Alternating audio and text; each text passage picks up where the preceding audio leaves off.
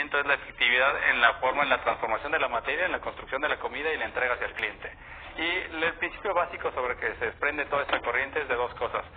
Menos residuos es igual a más recursos, más valor, más crecimiento. Sobre esto, me parece muy interesante la historia que viene detrás de todo lo que se construyó en Toyota. Supre viene, obviamente, es una empresa japonesa. El papá, el fundador de Toyota, estaba metido absolutamente en la industria textil. Él comenzó a partir de algo que viene, hay una frase que no repetiré el nombre en japonés porque efectivamente no es mi expertise y posiblemente haga el ridículo, pero en español lo que significa es ir a la fuente, observar y entender. ¿Y cómo aplicó él en su negocio y por qué lo hizo disruptivo y realmente generó valor? A partir de, ellos se dedicaban, su mamá tejía a través de telares. Y él se dio cuenta que cuando había un error y continúa tejiendo, para el momento de detectarlo y corregirlo se volvía un desperdicio absoluto, tanto el tiempo que le tomó generarlo como el tiempo que gastaba en la corrección. Entonces se enfocó totalmente en encontrar y crear un mecanismo que le permitiera saber cuando había un error, en automático parar la producción, corregirlo y después continuar.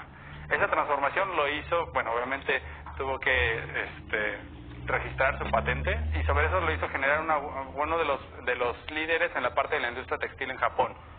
Pero además de eso, hace rato ya les comentaba algo muy importante, siempre hay que observar las nuevas tendencias.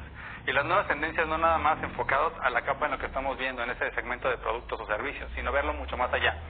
En esa visibilidad que tuvieron y por lo que me parece un extraordinario ejemplo, él tuvo la visión de que la industria automotriz iba a ser líder. Entonces vendió todo lo que tenía, todas sus inversiones, todas sus posesiones en la parte textil para darle capital a su hijo para que comenzara la carrera en la parte automotriz. Y lo hizo tan fundamentado en esos tres pilares que les comento, que prácticamente Toyota se volvió la empresa número 1 en Estados Unidos, a pesar de que había las dos grandes empresas emblemáticas, Ford y Chevrolet. Durante este proceso, algo más que ellos implementaron es la parte, lo conocido como las 5 S, que tiene un orden muy importante para en esta parte de la transformación digital, que habla de organizar, ordenar, limpiar, estandarizar y mantener. Esto mismo que les acabo de comentar, así como fue transformador, ¿por qué? Porque lo que terminó permitiendo en su proceso, algo muy, dentro de cualquiera que estemos en algún proceso de construcción o producción y que tengamos alguna interacción con almacenes, con la parte de tener inventario, sabemos que el tener el inventario parado se vuelve muy costoso, tanto por el proceso de almacenamiento como el capital que tienes parado en el producto. Entonces, mientras más eficiente hagamos el tema de estructura de costos, el uso de inventarios, mucho más competitivos vamos a ser. Y algo que hizo muy bien Toyota es trasladarle ese valor al cliente a partir de calidad en el producto o el servicio. Entonces, en ese sentido, la metodología Just in Time prácticamente lo que aplican es, yo quiero tener solo el producto en mis fábricas, en mi proceso de armado, cuando hay del otro lado una demanda del producto. Entonces, si ya tengo quién me lo demandó, quién lo compró, ahora sí hacemos que el material llegue, ¿para qué? Para hacer lo más efectivo posible en mi cadena de producción. Eso mismo que les acabo de contar, cómo ellos fueron muy buenos en su metodología de toda la estructura, organizarla, ordenarla, limpiarla, estandarizarla y sobre eso mantenerlos. Si ya tienes bien pulidos tus procesos, mantenerlos. Porque muchas veces algo que también nos pasa, somos muy ordenados, lo logramos, ya tenemos todo estandarizado, pero no hay continuidad. La falta de continuidad es un enemigo claro de los que tenemos de la calidad o del progreso. Entonces, estos 5 puntos me parecen muy relevantes, se los quería compartir, porque en el momento que nos metamos en el tema de los datos, lo primero que hay que hacer es limpiarlos, organizarlos, tener información de calidad. Y es un ejemplo muy claro que tengo en la parte del marketing. Asumamos que vamos a hacer una campaña donde tenemos 1000 clientes. Si de los 1000 clientes que tenemos resulta que de 600 el contacto es erróneo, el contacto ya no trabaja en esa empresa, etcétera, naturalmente solo tendremos un 40% de efectividad, es decir, más del doble de costos vamos a tener de lo que presupuestábamos, porque buena parte de eso, la capacidad de efectividad es prácticamente cero al no tener los contactos. Entonces, mientras más organizados seamos, algo que me gustaría que se lleven de este slide, es previo a la adopción de herramientas, previo a la implementación de cualquier estructura digital, primero debemos entender cuál es nuestro objetivo, cuál es la información que tenemos, a dónde queremos ir, cuál es el valor que esperamos darle a nuestros clientes y a partir de ahí continuar en este proceso.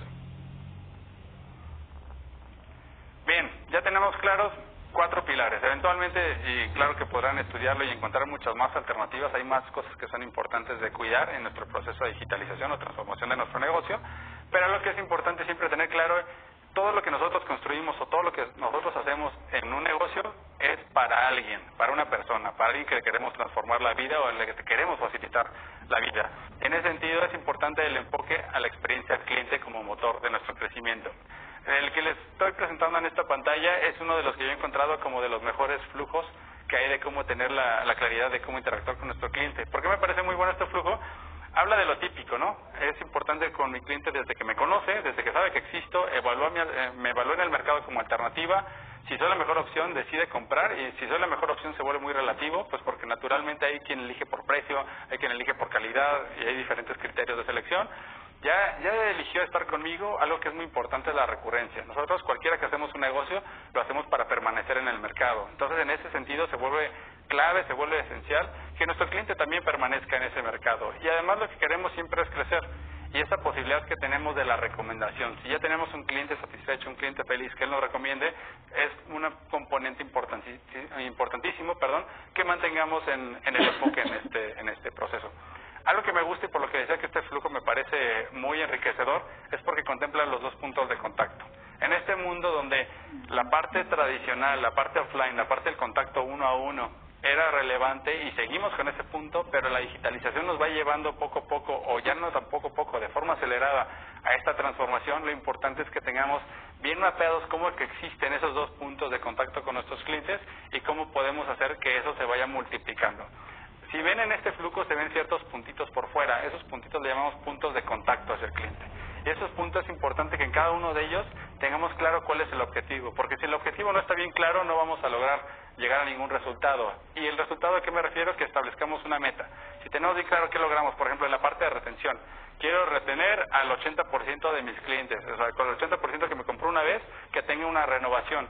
Pues ¿cómo lo voy a lograr? ¿Cuáles van a ser los puntos de contacto que tengo disponible con mi cliente para tener efectivamente claro si él está satisfecho con el producto, con el servicio y que posteriormente me puedan empujar a la siguiente fase, que es la recomendación? En este flujo, algo que me parece un gran reto y una gran oportunidad en esta época, dependiendo cómo lo queramos hacer y cómo nos sentamos con nuestro producto y la forma en la que damos el servicio, hay mucho menor costo de sustitución.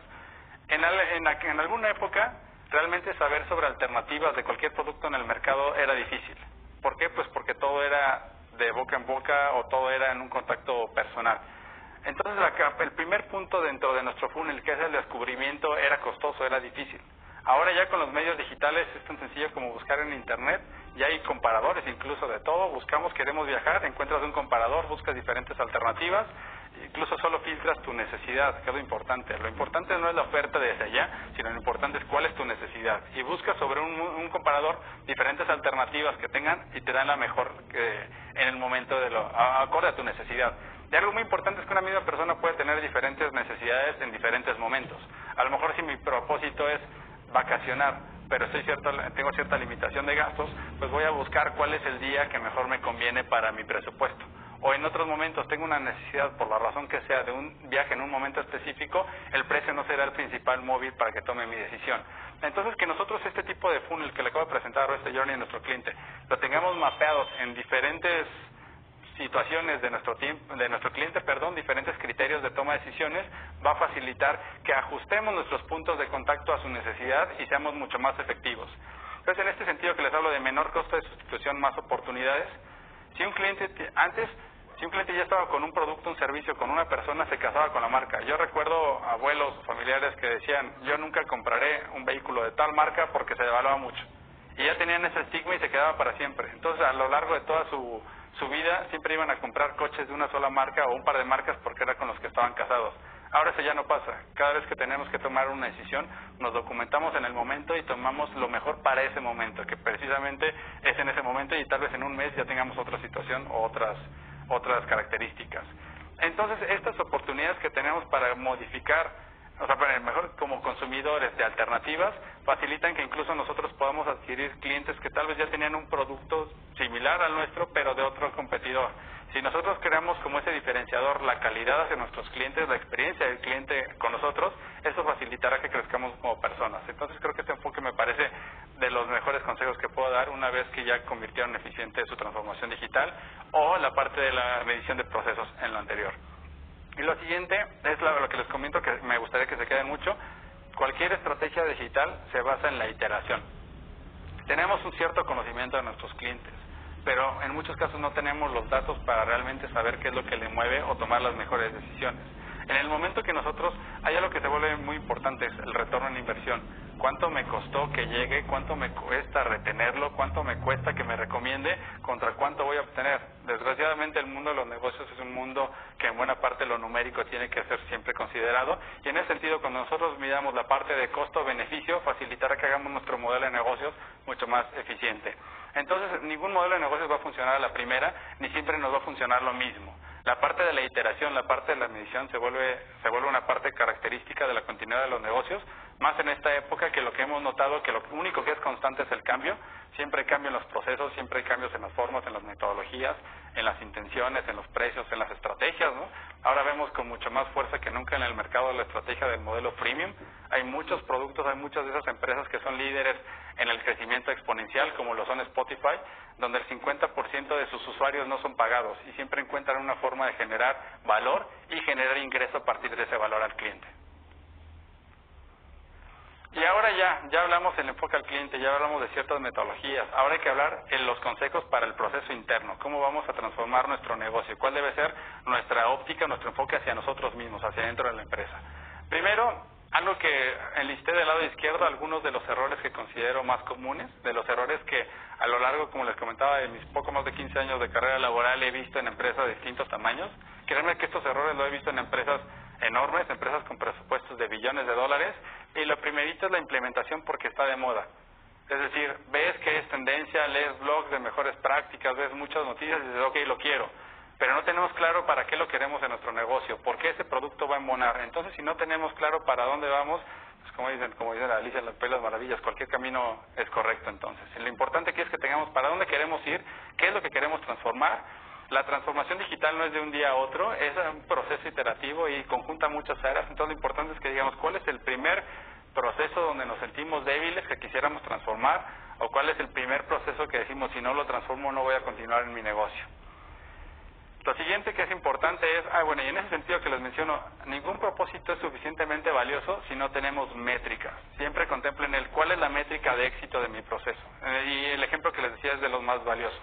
Si yo lo que quiero es retener a mi cliente, algo que se vuelve esencial es cuál es el porcentaje de retención mínimo que espero. ¿Cuál es la métrica que existe para saber si mi cliente está satisfecho o no? Como hay uno que se llama Net Promoter Score.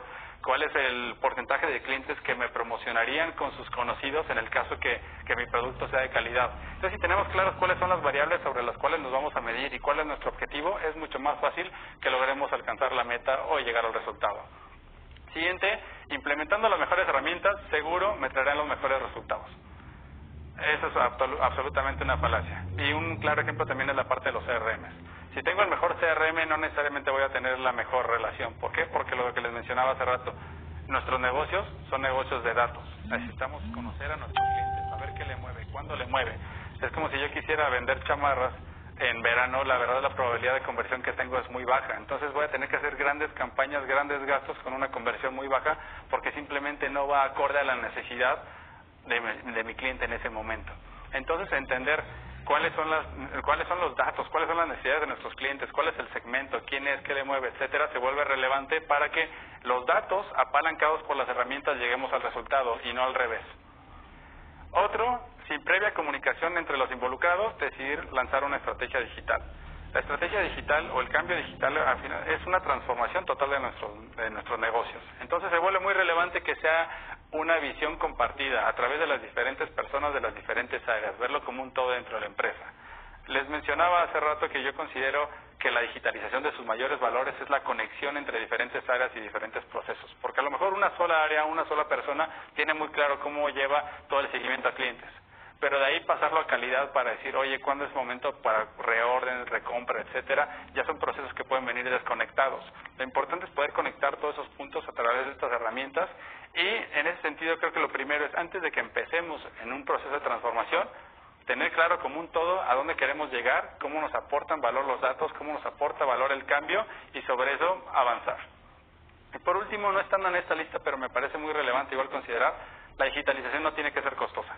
La digitalización puede ser, he visto personas utilizando los medios más tradicionales para comunicarse a sus clientes, los medios más tradicionales para hacer la entrega de productos y servicios. La digitalización también en nuestras empresas puede ser un proceso iterativo. Podemos empezar con pequeños cambios con las herramientas que ya tenemos a nuestra disposición y poco a poco irlo evolucionando conforme vayamos viendo los resultados. Pero las herramientas ya llegarán con un objetivo muy claro y con una necesidad muy específica. Otro, Les mencionaba hace rato que tema muy relevante, siempre hay que tener los ojos abiertos, siempre hay que observar las nuevas tendencias. Y en ese sentido, nunca habremos tenido un mundo más inteligente que el que viene a partir del 5G o quinta generación de redes móviles. Para 2024, más de 5.000 millones de personas estaremos conectados a una velocidad de transmisión de datos que nunca habremos visto en nuestra vida, conectando tres puntos que se vuelven muy relevantes en la industria, lo que llamamos la industria 4.0, para donde van nuestros negocios, que es el machine learning, los algoritmos van a irse alimentando de datos y calibrándose a sí mismos, van a tener un objetivo. Como todo algoritmo, tienes una variable que quieres optimizar, un resultado al que quieres llegar, pero en la forma en la que ellos van a combinar datos y fuentes para resolver esta variable van mucho más allá de la capacidad de cualquier ser humano, porque prácticamente estos algoritmos los creamos en redes. Estos algoritmos se alimentan de las mentes más poderosas que existen en el mundo, creando programas, y se construyen a través de miles de millones de personas interactuando a diario en esas plataformas. Entonces, realmente con capacidades de cómputo que nunca habremos visto, porque la capacidad de cómputo se duplica prácticamente cada 2 años, como lo dice la ley de Moore. Entonces, en ese sentido, esta época que viviremos, yo tengo un claro ejemplo que nunca me había imaginado. Si me hubieran preguntado, ¿en algún momento te imaginas conectando el tanque de gas a tu dispositivo? Es algo que si me hubieran dicho hace 10 años jamás lo hubiera creído, y es algo que acabo de vivir. ¿Por qué? Pues por una necesidad muy específica. Soy de las personas más cobardes que conocerán para subir una escalera, para subir un segundo piso. Creo que al 8º escalón me siento como volador de Papantla. Entonces, algo que empecé a hacer es, ¿cómo puedo saber qué tan a nivel de gas voy? Porque es muy incómodo darte cuenta en invierno cuando ya te bañas con el agua fría, o darte cuenta que te dijeron que tenías un 30% cuando tal vez tenías un 50%. Entonces, ¿cómo realmente puedo tener ese dato que se vuelve relevante para tomar cierto tipo de decisiones, y que además no son de las operaciones que tengo en mi día a día? No es como que la gente despertamos diciendo, oye, ¿cuánto tendré de gas? Entonces, en ese sentido, poder tener esa capacidad en tu dispositivo móvil, que te aparezca una aplicación que diga, tú estableces cuál es la meta, quiero que cuando estemos a un 40% me aparezca un mensaje de ahora es momento de recarga, se vuelve muy valioso. Y eso es parte de la transformación digital, y que creemos que va a transformar todo, no nada más la forma en la que interactuamos con nuestro hogar, como en las empresas, como clientes, etcétera, sino en la forma como nos educamos. Nos han educado hasta ahorita en un proceso de memorización. Tenemos que memorizar la información. ¿Por qué? Porque el dispositivo que tendremos para almacenamiento y procesamiento hasta este momento, hasta hace unos años, era nuestra mente, nuestro cerebro. Ahora ya no. Ahora tenemos un dispositivo móvil donde cualquier pregunta que nos surja, como en este momento que les cuento algo, les toma 30 segundos abrir su buscador, buscar lo que les comenté y encontrar 20, 30 o más soluciones o alternativas para lo que les comento. Comparar fuentes de información para ver cuál es correcta, cuál es incorrecta, fiabilidad, e ir construyendo su propia red confiable de información. Eso es algo que no teníamos antes. Entonces, ahora lo más relevante que se vuelve no es nuestra capacidad de memorización, que de hecho algo que hemos ido notando que es algo que se ha ido disminuyendo. Hace 15 años, ¿cuántos números teníamos memorizados en nuestra cabeza? Ahora posiblemente la mayoría no tendremos ni 5. Es más, algunas personas conozco que no se saben ni el suyo. Entonces, en ese sentido, el cómo la información, lo más importante ya no es la parte de nuestra capacidad. Esta digitalización ha ido haciendo que nuevas partes de nuestro cerebro, nuevas capacidades se desarrollen o se tengan que desarrollar, y otras tantas van perdiendo la capacidad. Es algo relevante que debemos ver cómo las dos coexistan y se mantengan. En ese sentido, lo que se ha vuelto totalmente relevante es nuestra capacidad de síntesis, nuestra capacidad de comprensión, esa inteligencia analítica. Ahora vemos que es mucho más común que la capacidad que tengas de esto para solucionar ciertos problemas es mucho más importante para poder aspirar a un cierto trabajo que todo el currículum que traigas, que todos los años de estudio que tengas, porque la experiencia, la capacidad de resolución de problemas es para lo que nos está llevando todo este tipo de revolución tecnológica y digital. Y por último, ya para cerrar mi presentación de una forma más humana, menos tecnológica, no hay éxito en nuestros negocios si no hay éxito en nuestras vidas.